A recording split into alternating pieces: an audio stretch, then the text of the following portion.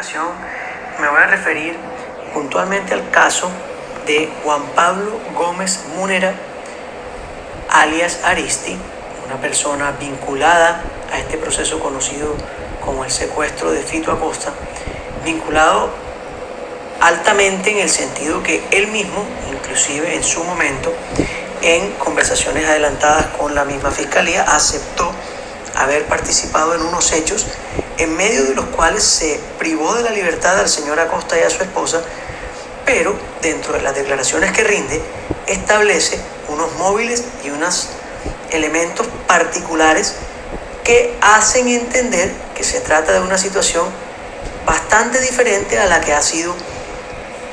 evidenciada o ha sido mostrada por la fiscalía, asimismo la que fue creada como caso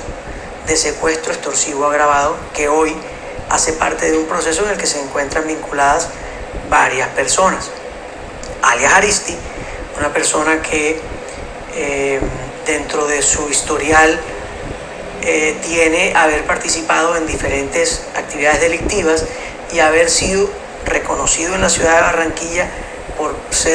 por muy cercano al señor Javier Acosta alias Baltasar, ambos reconocidos por no actividades santas en medio de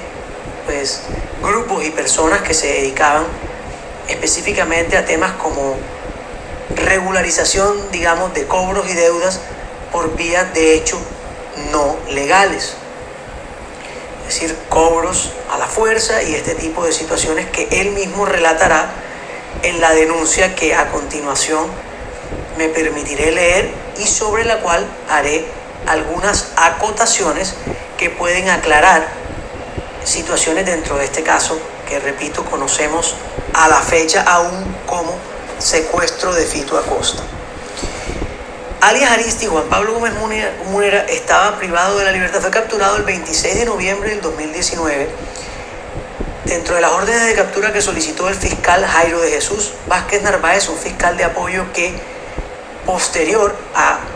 unos primeros fiscales que tuvieron el caso de la noticia criminal del señor Fito Acosta, de lo que se llamó secuestro del señor Fito Acosta,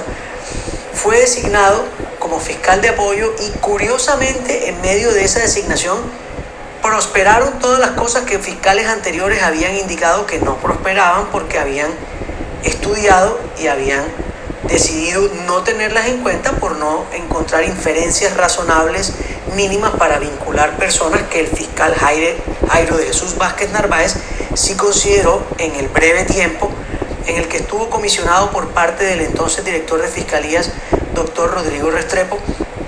Esto que relato en un testimonio, una entrevista que le hacen al mismo fiscal Jairo Jesús Vázquez Narváez, que dura 46 minutos, con ocasión del juicio que se lleva contra la doctora Claudia Liliana Trejos. El mismo Vázquez Narváez establece que a él, a petición de los investigadores del Gaula, cosa curiosa, el doctor Rodrigo Restrepo le asigna un caso solo por la solicitud de los investigadores del Gaula, porque estos investigadores consideraban que Jairo Jesús Vázquez Narváez sí era el que les sacaría las órdenes de captura, como si esto se tratara de comprar y vender y no de establecer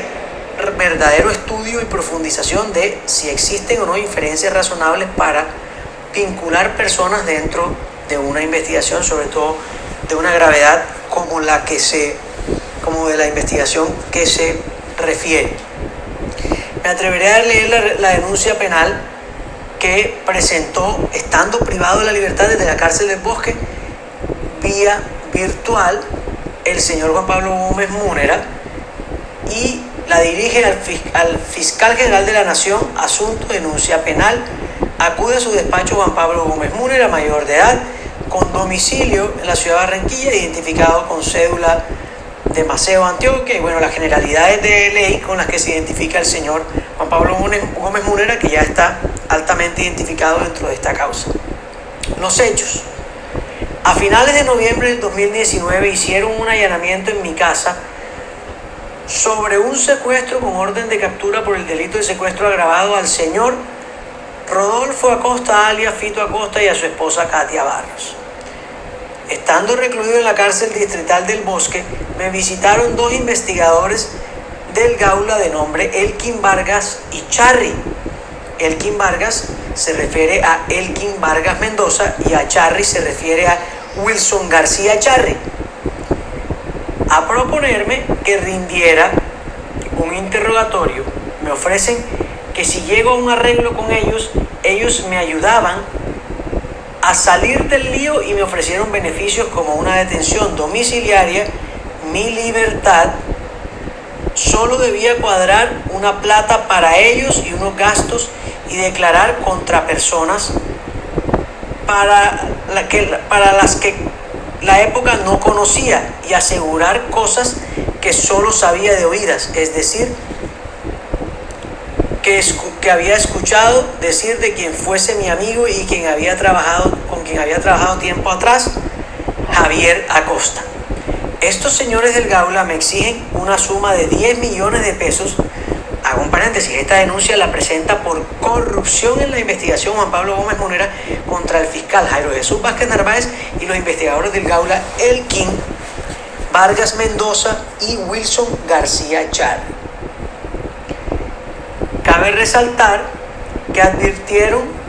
de manera constante que debía declarar en contra de las personas que ellos me mencionaran, que reitero no conozco. Estos sujetos me presionaban diciéndome que lo mismo habían hecho con alias Anaconda y Muñeco Sucio. Recuerdo, alias Anaconda y Muñeco Sucio son las dos personas que hoy figuran como condenados dentro de este proceso por secuestro simple. Hicieron un preacuerdo con la fiscalía y no obstante los demás procesados están siendo procesados por secuestro extorsivo agravado en concurso con concierto para delinquir agravado. A estos dos que les sirvieron, Anaconda y Muñeco Sucio, que les sirvieron como testigos, los condenaron por secuestro simple, lo cual es un contrasentido dentro de la situación general, porque se supone que si hicieron parte de la misma causa deberían pues estar dentro de la misma graduación del mismo delito. En junio del 2020, los miembros del Gaula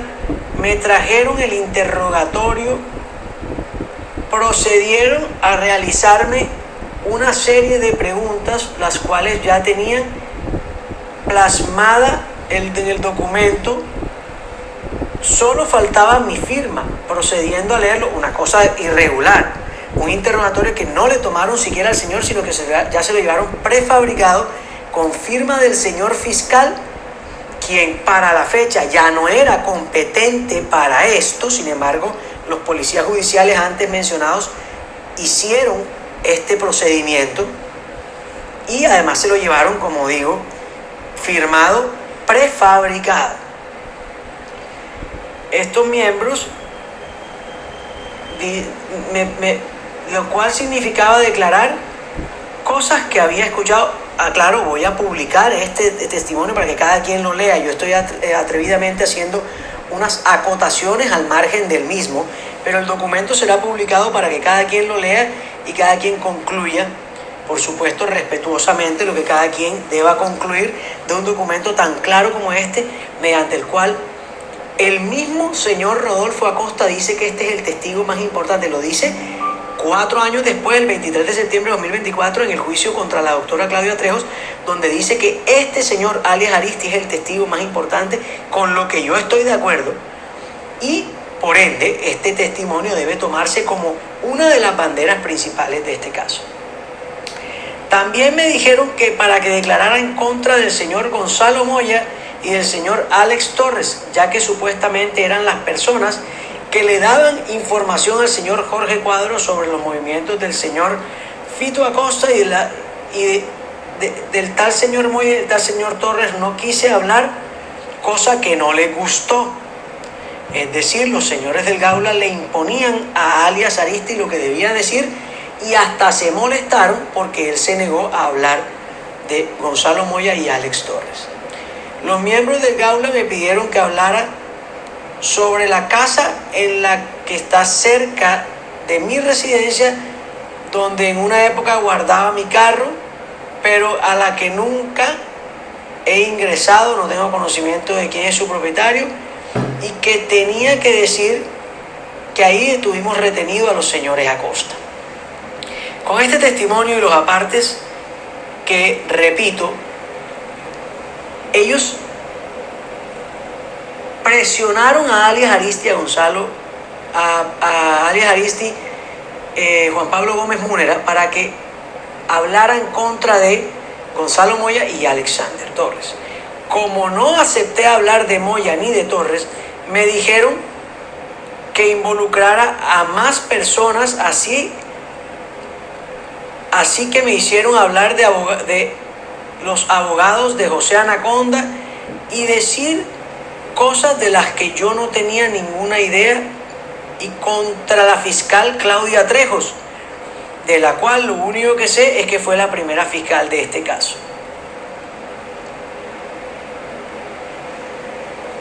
El fiscal dice que tengo que hablar de más gente para conseguir beneficios. Después de eso no me volvieron a visitar ni a llamar. Como es obvio, concedieron el beneficio ofrecido. Como es obvio, no me concedieron el beneficio ofrecido, es decir, me engañaron. Pero en enero de ese año nuevamente me visitaron y me manifestaron que el fiscal lo habían cambiado. Ya el señor Jairo Vázquez no era el fiscal del caso, pero sucede que a Jairo Vázquez fue quien me ofreció los beneficios y que me daba certeza de que los funcionarios me iban a conseguir estos beneficios, pero ya él no estaba en el proceso. Asimismo, aparte de haber sido presionado y obligado por los funcionarios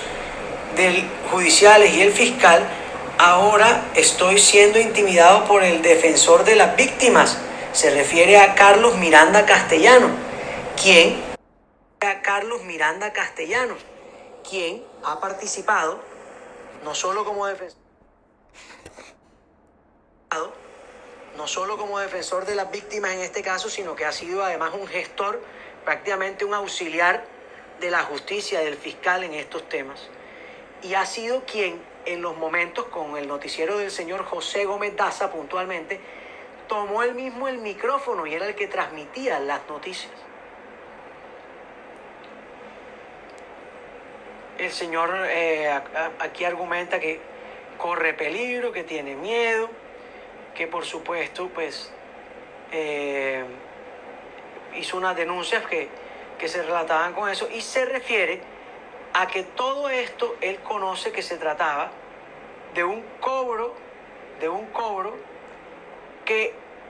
repito, leo como dice él: en junio del 2020 los miembros del Gaula me trajeron el interrogatorio, procedieron a realizarme una serie de preguntas, las cuales ya tenían plasmadas en un documento, le faltaba solo mi firma, pidieron leerlo en mi presencia y dijeron que ratificara las mentiras de alias Muñeco Sucio y de alias José Anaconda, lo cual significaba declarar cosas que había escuchado de Javier Acosta sobre el negocio de un cobro a un empresario, cuestión ordenada por su hermano Humberto Acosta sobre el negocio, cuestión ordenada por su hermano, como si me lo hubiera dicho a mí el señor Jorge Cuadros, a quien no conocía para la época de los hechos, haciéndome declarar que Jorge Cuadros me había hablado no de un cobro como es conocido por todos, sino de un secuestro ordenado por Humberto Acosta, alias Beto, el hermano de Fito, pese a que todo el mundo sabía que se trataba de un cobro de una suma de dinero que hasta el fiscal dijo en la primera audiencia, y me especificaron que este era el organizador de lo ocurrido. Esto es supremamente delicado porque el señor Juan Pablo Gómez Múnera, alias Aristi, él sí acepta haber participado en los hechos donde se retuvo al señor Acosta. Pero esto es un secuestro simple, un cobro con el uso excesivo de la fuerza, que tenga o no tenga que ver, en este caso, Alexander Torres de Núbila, que es quien está relatando la lectura de este testimonio. En cualquier caso fue mal configurado por la Fiscalía, quien a pesar de que el señor Jairo Vázquez Narváez lo lee en alguna de sus intervenciones, dice, no importa que el señor Rodolfo Acosta sea un delincuente o no, lo dice él, a palabras del señor Jairo Vázquez Narváez, a él lo secuestraron. Bueno, si eso fue o no verdad, son las autoridades las que tenían que determinarlo. Al parecer, Juan Pablo Gómez Múnera dice que sí fue cierto, pero que todo fue producto de un cobro de un dinero del cual habían tenido malos tratos y habían terminado mal en acuerdos, y que por ende terminaron en estos malos términos que por supuesto reprocho, como lo he dicho siempre, y que no tengo que ver en nada de lo anterior. Pero asimismo, como el señor Rodolfo Acosta pide que se tenga en cuenta este testimonio, que es el más importante de todos, yo también pido que se tenga en cuenta, para lo cual el mismo señor Juan Pablo Gómez Múnera dice que el hermano era el perpetrador de todo y que se trataba de una deuda que tenía que ver con Javier Acosta, y se atreve a mencionar a otras personas que los entes investigadores tendrán que saber. Aparentemente hoy ya también fueron asesinados, al igual que Javier Acosta, y parece que fueron asesinados en unos hechos recientes del año 2023 en el área de Villa Campestre. Las autoridades tendrán que revisar de qué se trata, y creo que es muy fácil establecer de qué se puede tratar. Dejo esta breve reseña sobre esta denuncia y pido a quien lo escuche, a las autoridades que lo escuchen, que profundicen y establezcan un resultado. ¿Cómo es posible que asesinaron a un privado de la libertad que se encontraba dentro de la cárcel del Bosque desde afuera y no ha pasado nada? Todo quedó de esa manera.